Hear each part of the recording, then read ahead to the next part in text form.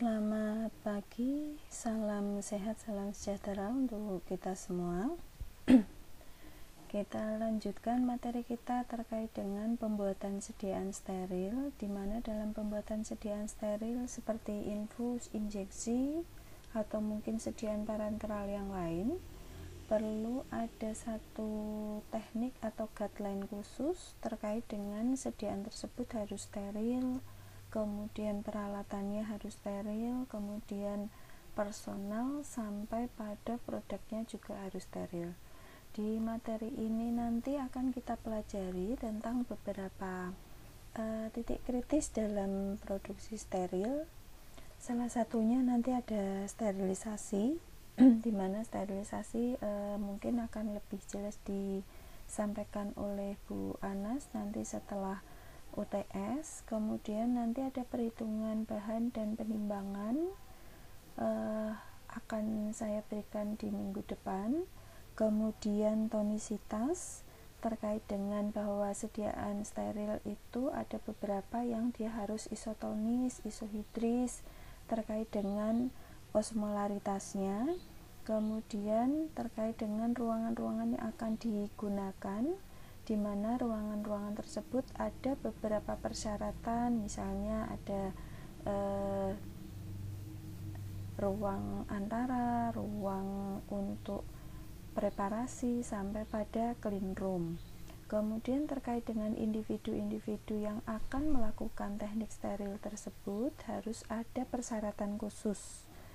Kemudian terkait dengan metode produksinya, juga pengemasan sampai hasil uji hasil produk tersebut, terkait dengan nanti apakah produk steril yang kita hasilkan benar-benar steril.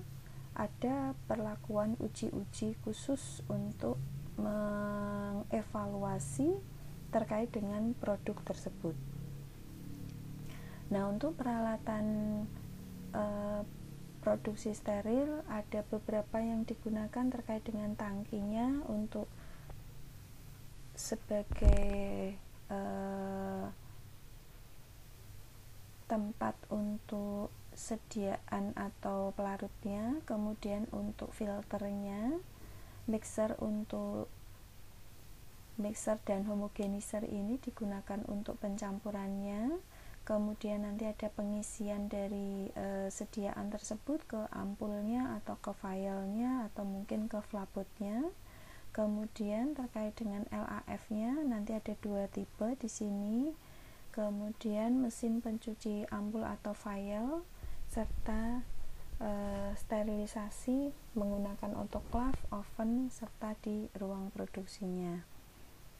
Nah, titik-titik kritis atau poin-poin kritis yang harus diperhatikan, yang pertama nanti ada terkait dengan personalnya, syarat-syarat dari personalnya, kemudian ruangan yang akan digunakan untuk teknik aseptis tadi, kemudian kontainernya, serta proses sterilisasi dan penggunaan peralatan yang di dalamnya, misalnya jarumnya atau squidnya, kemudian filenya, atau beberapa peralatan yang lain.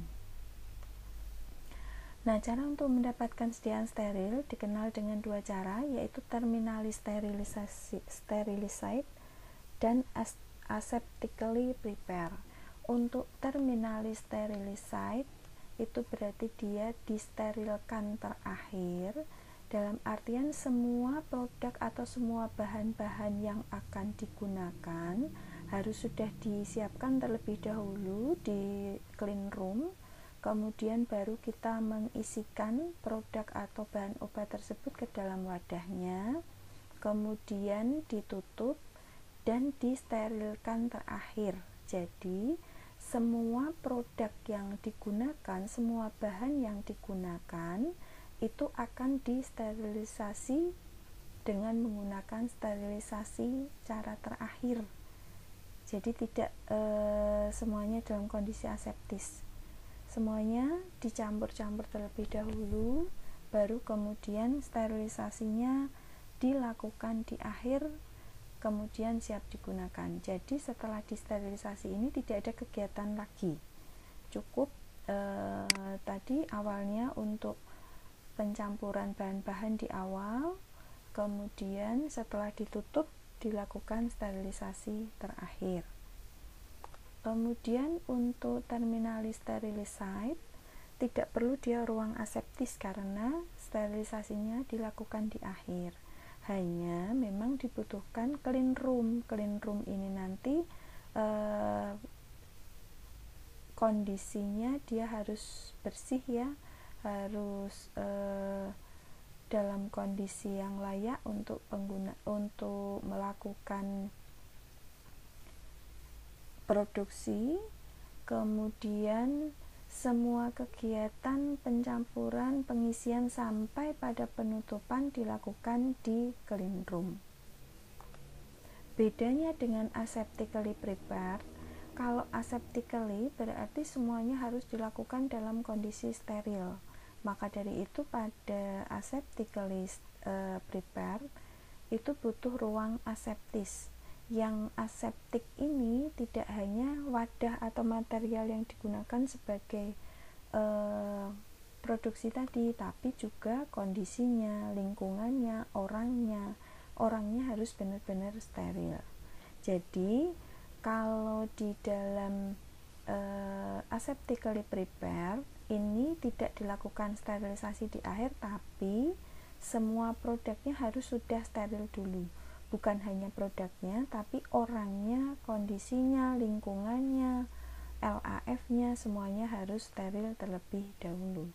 Nah, proses sterilisasinya untuk material dan bahan obatnya ini tergantung dari sifat fisika dari obatnya. Jadi mau pakai sterilisasi cara kimia atau sterilisasi cara autoclave AB, itu kita harus melihat dulu sifat fisika dan kimia obat tersebut. Apakah dia tahan panas, ataukah dia tidak tahan panas, ataukah cukup dengan autoclave.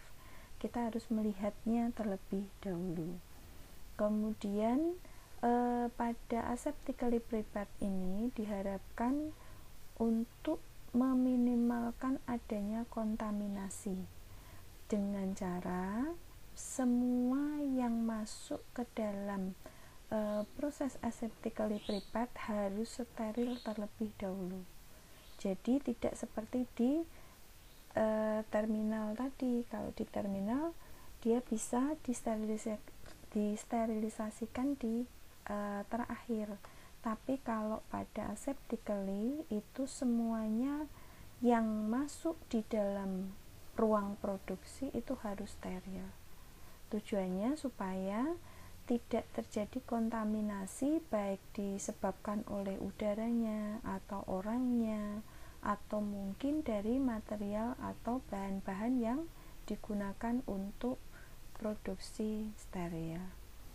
Nah, cara sterilisasi dikenal ada 3, yaitu sterilisasi kimia dengan menggunakan senyawa-senyawa kimia misalnya formaldehid atau dengan menggunakan alkohol atau etilen dioksida atau etilen oksid. Ada sterilisasi secara fisika dengan pemanasan. Nah, ini digunakan pada saat produk atau zat-zat yang diproduksi tersebut tahan terhadap pemanasan. Maka dari itu untuk melihat produk tersebut karakteristiknya bagaimana, Anda bisa cari di FI Etika atau USP bagaimana produk tersebut atau bahan obat tersebut dia memiliki sifat fisika dan kimianya. Atau sterilisasi secara mekanis, yaitu dengan menggunakan filtrasi, pakai filter. Nah, ini ruang steril atau clean room yang harus dipersiapkan kalau kita mau melakukan teknik aseptis produksi sediaan steril, di mana dimulai dari ruang persiapan. Di ruang persiapan ini nanti kita menyiapkan semua bahan-bahan, barang dan material. Kemudian nanti ada ruang bahan baku. Ruang bahan baku ini digunakan untuk mengambil bahan-bahan baku. Kemudian ada ruang administrasi produk, ini digunakan untuk labeling, etiketing, dan lain sebagainya. Kemudian di dalam ruang administrasi produk itu ada yang namanya passbook. Passbook ini terletak antara ruang administrasi produk dengan ruang steril, di mana dalam passbook ini nanti ada semacam box kecil yang ada dua pintu yang mengarah ke ruang administrasi produk dan pintu yang mengarah ruang steril. Jadi nanti semua bahan atau semua material yang akan dilakukan proses atau produksi steril itu harus dilewatkan passbook, tidak boleh dilewatkan di jalur orangnya. Kalau jalur orangnya nanti masuknya lewat sini. Kalau bahan atau barang atau materialnya itu melalui passbook di sini. Passbook hanya cukup digunakan untuk menyalurkan produk dengan sekotak yang cukup untuk masuk 2 tangan. Kemudian ada ruang ganti pakaian, di mana pada ruang ganti pakaian ini sebelum personalnya melakukan produksi itu harus melakukan yang namanya personal hygiene. Di personal hygiene ini personal yang akan melakukan teknik aseptis tadi, dia harus melakukan cuci tangan di wastafel bersih. Nanti ada tata caranya, saya berikan satu video bagaimana sebelum personal tersebut melakukan produksi steril itu harus membersihkan diri, mencuci tangan dengan teknik cuci tangan personal hygiene sampai ke lengannya dicuci dengan menggunakan sabun. Setelah itu baru personal tersebut dia melakukan ruang ganti pakaian. Nah, ruang ganti pakaian ini nanti personal yang akan melakukan produksi steril harus mengganti pakaian yang dia kenakan dengan pakaian steril. Nanti ada dia pakai gown, pakai masker, kemudian pakai handscoon sesuai dengan standarnya. Baru kemudian personal tersebut masuk ke ruang antara. Di ruang antara ini nanti ada semacam alat untuk deteksi steril. Baru nanti personal tersebut diizinkan masuk ke dalam ruang steril, mengambil bahan atau barang atau material yang akan dilakukan teknik aseptis melalui passbook. Jadi personal yang akan melakukan teknik aseptis tadi, pencampuran teknik aseptis atau pembuatan sediaan steril, dia harus masuk dalam kondisi yang sudah steril ke dalam ruang steril atau clean room ini, dan dia tidak membawa apapun. Semua material berada di dalam passbook.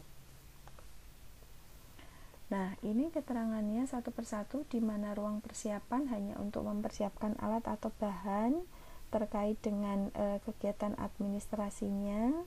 Kemudian nanti dimasukkan ke dalam ruang administrasi produk ini bahan-bahan yang sudah disiapkan tadi. Baru kemudian personal itu masuk lewat ke ruang ganti pakaian, cuci tangan, membersihkan diri, baru masuk ke ruang antara. Nah, pada saat di ruang cuci atau ruang ganti pakaian ini, personal harus bersih ya, melakukan personal hygiene, kemudian memakai APD lengkap. Dia masuk di ruang anteroom atau ruang antara, baru dia masuk ke dalam ruang aseptis atau clean room. Nah, syarat dari clean room ini jumlah partikelnya berukuran 0,5 mikron, tidak boleh lebih dari 350.000 partikel. Kemudian jumlah jasa tekniknya tidak boleh lebih dari 100 per meter kubik. Kemudian pada clean room ini suhunya harus dikendalikan antara suhu 18 sampai 22 derajat Celcius. Kemudian kelembapannya harus diatur maksimal 50%, dan di dalam ruang aseptik atau clean room ini harus disediakan yang namanya HEPA filter. PR untuk Anda, silakan dicari apa fungsi dari HEPA filter tersebut. Kemudian tekanan udara di dalam ruang clean room ini harus lebih positif dibandingkan ruang di luarnya, ya, tekanan udara di luarnya. Nah, ini yang namanya passbox, di mana passbox ini memiliki dua pintu yang mengarah ke ruang tadi, ya, ruang aseptis atau clean room, dan ruang untuk persiapan. Nah, di sini semua bahan, semua material harus dimasukkan ke dalam sini dulu, berada di antara ruang persiapan dan ruang steril, baru nanti ditutup. Posisi personal yang dia sudah steril masuk, kemudian dia mengambil material yang ada di dalam passbox melalui pintu yang sebelah sana yang berada di ruang steril. Kemudian aseptic room, di dalam aseptic room ini merupakan satu ruang khusus dalam clean room yang tujuannya untuk mencegah adanya kontaminasi mikroba ke dalam produk. Benar-benar ini ruang harus aseptis, harus steril, digunakan untuk pembuatan sediaan farmasi dengan cara aseptically prepare. Nah, sumber-sumber kontaminan selain dari manusianya juga berasal dari udara, di mana kontaminan itu bisa masuk atau mengikuti udara, di mana kontaminan biasanya dia ukurannya sangat kecil, maka dari itu perlu adanya filter di dalam udara. Kemudian yang kedua adalah operator, di mana pada operator seringkali mungkin ada luka atau mungkin di kulitnya dia mengandung bakteri tertentu, atau juga dari bahan bakunya, maka dari itu untuk bahan baku harusnya disterilkan terlebih dahulu. Kemudian juga peralatannya, setiap kali menggunakan peralatan harus dilakukan sterilisasi terlebih dahulu. Nah, untuk partikel di sini berasal dari tanah, biasanya ada bakteri-bakteri tanah yang terkandung di dalamnya seperti Bacillus subtilis, Clostridium, atau jamur. Untuk tanah-tanah yang kering, partikel ini dapat berterbangan mengikuti aliran udara sehingga bisa menempel ke dalam produk-produk atau bahan-bahan material yang digunakan untuk proses steril. Atau kalau di dalam indoor, biasanya dari personalnya mungkin di kulitnya mengandung Staphylococcus atau Streptococcus, atau mungkin dia kondisinya tidak fit, kemudian bisa keluar melalui droplet yang dikeluarkan oleh human tersebut. Maka dari itu setiap personal yang melakukan produksi steril dia harus sehat, dan di dalam produksi steril itu tidak ada personal yang dalam jumlah banyak, tidak ada, personalnya hanya satu saja. Maka dari itu dipilih untuk pembuatan sediaan yang steril, personalnya benar-benar personal yang dia sehat, dia tidak membawa bakteri Staphylococcus maupun Streptococcus. Nah, untuk ukuran partikel, ukurannya 0,1 sampai 1 mikron, itu di dalam udara dia bisa mengikuti aliran udara. Ini yang biasanya bisa masuk, kemudian bisa menyebabkan terjadinya kontaminan. Dengan ukuran partikel yang sekecil ini di dalam udara, maka dari itu harus ada yang namanya filter udara untuk menghambat partikel-partikel yang sekian ukurannya itu bisa menyebabkan kontaminan dalam sediaan produksi steril. Kemudian aliran udara ini juga dapat mengurangi endapan partikel, sehingga pada saat partikel yang telah mengendap di filter ini, kalau ada aliran udara tersebut, dia akan bisa terbang kembali, yang dia akan bisa menyebabkan terjadinya kontaminasi. Kemudian kelembapan, bagaimana kelembapan itu bisa menyebabkan terjadinya kontaminan, ya. Kalau tadi ukuran partikel dengan ukuran yang sekian bisa menyebabkan terjadinya kontaminan karena dia bisa masuk lewat aliran udara. Kemudian aliran udara juga dapat menyebabkan terjadinya kontaminan karena apa? Pada partikel yang sudah mengendap, sudah terfilter, tidak masuk, akibat adanya aliran udara, dia bisa terbang lagi yang akan menyebabkan terjadinya kontaminan. Maka dari itu, aliran udaranya pada sediaan produksi steril itu harus diperhatikan. Tadi sudah dijelaskan, ya. Alirannya harus bagaimana, udaranya harus lebih positif dibandingkan dengan udara yang luar. Kemudian untuk kelembapan itu bisa menyebabkan terjadinya kontaminan karena partikel yang mengendap akan bisa menjadi lebih besar akibat adanya udara yang lembab pada daerah tersebut. Maka dari itu, kelembapan pada area steril ini harus diperhatikan, di mana tadi ya persyaratannya tidak lebih dari 50%. Ya.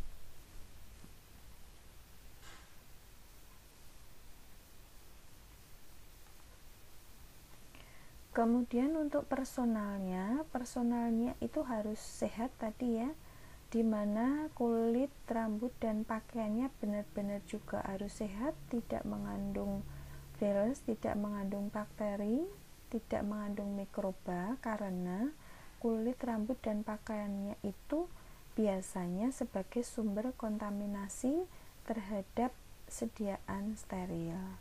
Maka dari itu, pada personal yang akan melakukan produksi steril harus melakukan higien, kemudian menggunakan pakaian yang benar-benar bisa menutup kulit, rambut, dan pakaiannya. Tidak boleh diuraikan, tidak boleh kelihatan ada kulitnya, rambutnya tidak boleh keluar, dan pakaian yang digunakan ini benar-benar dia harus steril, ya, harus ditutup. Kemudian syarat dari pakaian yang digunakan itu tidak boleh mengandung serat, karena apabila nanti mengandung serat, secara otomatis serat tersebut bisa jatuh atau bisa masuk ke dalam sediaan steril tersebut.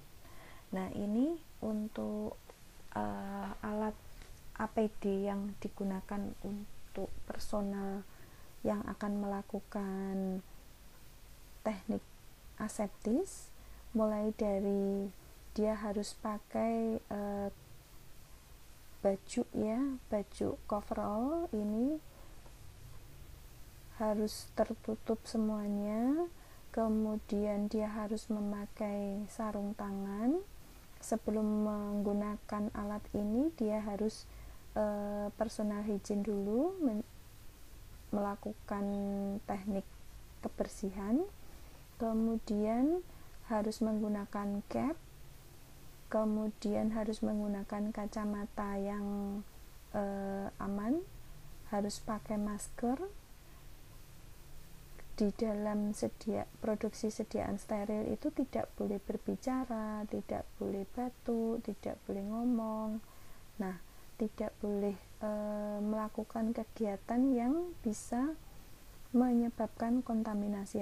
Harus benar-benar di dalam produksi steril itu benar dia sendiri, kemudian dilakukan sendiri tanpa bantuan orang lain. Kemudian menggunakan sepatu boots biasanya, kemudian tidak diizinkan menggunakan benda-benda seperti jam tangan, cincin, kalung perhiasan, dan lain sebagainya. Nah, biasanya kenapa pada personal itu harus ditutup menggunakan APD lengkap? Karena biasanya kulit itu dapat menyebabkan terjadinya kontaminasi, dimana apabila terdapat kulit yang lecet akan menyebabkan kontaminan pada sediaan steril tersebut. Kemudian berbicara bersin juga dapat menyebabkan droplet-droplet tersebut itu nanti bisa menempel baik di dalam rambutnya maupun pakaian atau di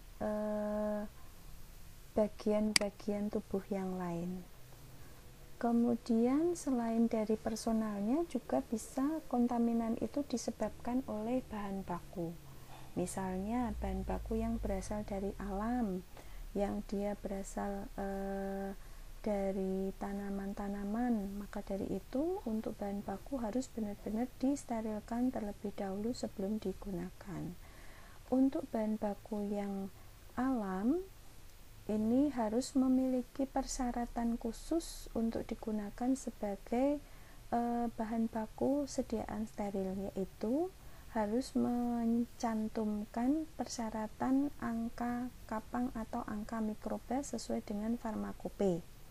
Ya, karena biasanya bahan baku alam ini sering terkontaminasi dengan mikroba atau mungkin dia mengandung mikroorganisme tertentu, karena seringkali di bahan baku alam ini merupakan makanan dari mikroba. Kemudian untuk bahan baku sintetis biasanya dia cenderung lebih aman, tapi tetap harus dilakukan pengujian dan teknik aseptis. Nah, untuk air itu sendiri, air harus dilakukan sterilisasi juga, karena biasanya air itu terkontaminasi oleh bakteri gram negatif seperti Pseudomonas. Maka sebelum air tersebut digunakan untuk produksi steril, itu harus dilakukan treatment dulu. Treatmentnya apa? Seperti kemarin sudah dijelaskan, harus dipurifikasi, kemudian didestilasi dan sterilisasi supaya mikroba-mikroba tersebut dan juga logam dan mineral yang terkandung di dalamnya dia bisa hilang dan aman digunakan untuk produksi steril. Coba di flashback lagi pertemuan kemarin terkait dengan macam-macam air yang digunakan ya, bahwa di sediaan steril airnya tidak boleh mengandung mikroba, tidak boleh mengandung logam-logam dan mineral. Kemudian untuk pengemas juga harus diperhatikan supaya dia tidak terkontaminasi dengan bakteri, maka harus dilakukan pencucian dan sterilisasi. Untuk pengemas yang primer terutama ya, pengemas yang langsung dia berhubungan dengan obatnya atau produk sterilnya, itu harus dilakukan sterilisasi, kemudian wadahnya, tutupnya harus dicuci terlebih dahulu baru disterilkan. Untuk peralatan harus juga bebas dari sumber kontaminan, maka dari itu harus dipilih peralatan yang dia mudah dibersihkan. Artinya bahwa peralatan yang digunakan itu tidak banyak lekuk-lekuknya sehingga susah dibersihkan. Jadi kalau Anda lihat di sediaan produksi injeksi itu peralatannya dari stainless semuanya, kemudian tidak banyak lekukan-lekukan yang di dalamnya sehingga memudahkan untuk pencucian. Kemudian syarat dari bahan-bahan peralatan tersebut yang digunakan untuk produksi steril itu harus inert atau dia harus netral, tidak terjadi reaksi atau tidak terjadi interaksi terhadap bahan yang digunakan dalam produksi. Misal kalau stainless dia tidak akan memberikan kontaminasi dan dia juga tidak akan bereaksi dengan bahan-bahan yang digunakan dalam produksi. Kemudian lingkungan juga perlu dijaga untuk standar kebersihannya. Tadi aliran udaranya harus seperti apa, harus lebih positif dibandingkan aliran udara di luar. Kemudian jumlah dan ukuran partikelnya tadi sudah dijelaskan. Kemudian suhunya tadi harus 18 sampai 22, kelembapannya tidak boleh lebih dari 50%. Kemudian standar kebersihannya mengacu pada jumlah dan ukuran partikel. Ada dua yang digunakan, yaitu berdasarkan standar dari British dan kemudian dari US nanti ada di PPT yang terakhir. Nah, untuk aliran udara dikenal ada dua, yaitu laminar dan turbulen. Untuk ruang aseptis itu harus menggunakan aliran udara yang laminar. Nah, aliran udara yang laminar ini dia berfungsi sebagai penyaringan ganda.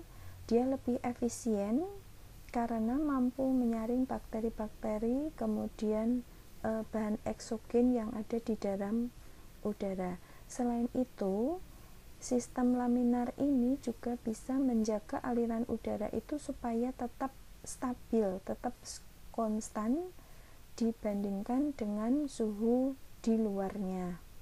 Kemudian di dalam laminar airflow ini juga bisa mencegah kontaminan masuk ke dalam LAF karena di situ ada filternya. Nah, untuk LAF, laminar airflow ini dia memiliki dua spesifikasi, yaitu aliran udara horizontal dan aliran udara vertikal. Kira-kira dari dua aliran udara ini mana yang kira-kira lebih aman untuk personalnya? Nah, kita coba ulas satu persatu. Untuk aliran udara yang dia horizontal atau disebut juga horizontal airflow, aliran udaranya ini langsung menuju ke depan, sehingga aliran udaranya langsung terkoneksi dengan petugas. Maka dari itu petugas bisa langsung terpapar oleh uap atau partikel-partikel yang berasal dari ampul atau vial yang diproduksi. Sedangkan untuk aliran udara vertikal, itu aliran udaranya itu mengalir dari atas ke bawah, kemudian dia langsung masuk ke dalam ventilasi yang ada di dalamnya, sehingga aliran udara ini tidak mengenai petugas, sehingga lebih aman. Nah, untuk penanganan sediaan sitostatika itu pakai aliran udara yang vertikal, kemudian mengacu pada BSC Biological Safety Cabinet kelas 2, di mana syarat tekanan udaranya harus lebih negatif dibandingkan udara luar. Ini sedikit beda yang tadi ya, kalau tadi positif, kalau untuk sediaan sitostatika itu harus lebih negatif. Nah, ini gambarannya antara LAF yang horizontal, ini udaranya, ini posisi personalnya ada di sini ya, personalnya ada di depan LAF. Untuk udaranya dia kalau horizontal itu langsung mengarah ke depan, keluar langsung ke si personelnya. Maka dari itu ini agak kurang aman. Karena apa? Partikel-partikel atau vial yang berisi cairan-cairan tadi bisa mengarah udaranya ke personal. Tapi kalau untuk vertikal itu udaranya dari atas, kemudian dia ke bawah, langsung dia masuk ke dalam sini. Di sini nanti ada lubang-lubangnya. Nah, dia akan terserap masuk ke dalam lubang tersebut, sehingga personal yang ada di depan sini dia akan lebih aman. Nah, ini bagian-bagiannya ya. Untuk yang ini pertama sama-sama dia ada filternya antara LAF horizontal dengan LAF vertikal, sama-sama dia memiliki filter. Kemudian juga ada blowernya, kemudian ada lampu UV-nya, lampu fluoresensinya, kemudian ada lampu laminarnya juga di ujung sini, kemudian ada HEPA, bisa HEPA, bisa ULPA, bisa ULPA. Nah, ini kalau HEPA filternya pada LAF horizontal, dia berada di depan sehingga udaranya dia langsung bisa masuk atau mengenai si personal. Tapi kalau untuk yang vertikal, HEPA filternya ada di atas. Kemudian ada tempered glassnya untuk pembatasnya di sini, di depan sini. Kemudian nanti ada touchscreen-nya. Kemudian di sini nanti bahan lapisan stainless yang digunakan untuk pencampuran teknik aseptis. Nah, ini standar yang tadi sudah dijelaskan ya, berdasarkan dari standar British. Partikelnya kalau 0,5 mikron, dia termasuk kelas 1. Kemudian jumlahnya per meter kubik 3000. Kemudian untuk per kakinya 86. Ini kalau US Federal Standard untuk kelasnya. Jadi kelasnya beda ya. Kalau British itu dia kelasnya 1, 2 ya, tadi BCS tadi ya, BSC Biological Safety. Nah, itu dia kelasnya 1, 2. Kalau US itu kelasnya 100, 100, kemudian 10.000 gitu ya.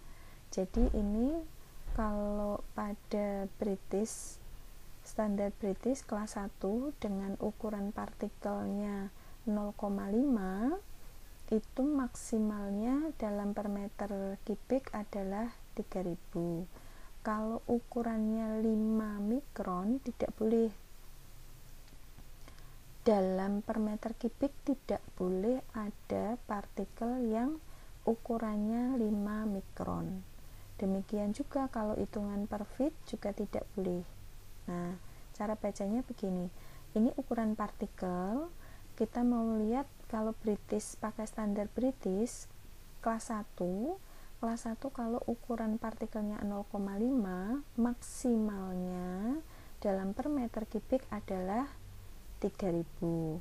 Kalau ukuran partikelnya 5, tidak boleh ada satupun dalam ruangan tersebut per meter kubik.